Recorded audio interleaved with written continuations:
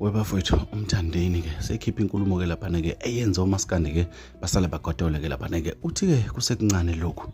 abantu ke abakubonayo uthi imimoya mayehle madoda uthi ukukhulu okuzayo kusho IGcokama Elisha umthandeni mfoko amanqele ke insizwe idabuka phansi ke endaweni yasehlhlwe ke emdlejeni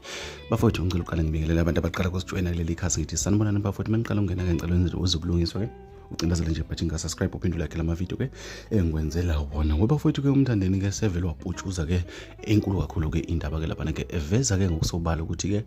abantu ke mabebeke phansi imimoya uthi bafana bakithi kusekuncane lokhu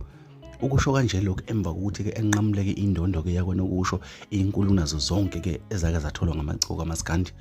wathi ke phansi imimoya babhe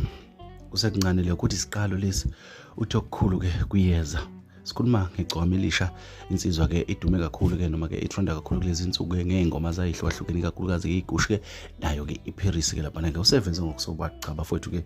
imimoya phansi kukhona okuzayo bafowethu ake ngiphinde ngikukhumbuze abantu abaningi enkundleni zokuxhumana ke kube nempikiswana yale ndondo kaMthandeni bathi abanye ke le ndondo ke akusikho ukuthi inkulu ngaleyo ndlela inkulu le ndondo bafowethu inkulu kanjani na le ndondo indondo yokuqala ethola umculo kaMaskandi ukhona umunye umculo okwayithola kodwa ongeke kuyigenre kaMaskandi okulunye uhlobo lomusic olukhona wayithola le ndondo kwaqala ngaye kugcina ngaye njengoba ke isizowela ezandleni kaMthandeni indondo ehlonishwayo kakhulu la eSouth Africa iyona ndondo esinayo esithi inkulu kunezinye indondo ngelinye ilanga ngizobuya ne-information ephelele bafowethu ke ngizama ukuthi ngichazele abafowethu ke abanganalo lwazi ngisafuna ukuyihlonza le ndaba bese nginilethela ubufakazi obuphelele kodwa nje umthandeni bafowethu uthi phansi imimoya kusekuncane lokho kuseyisiqala kukhulu okuzayo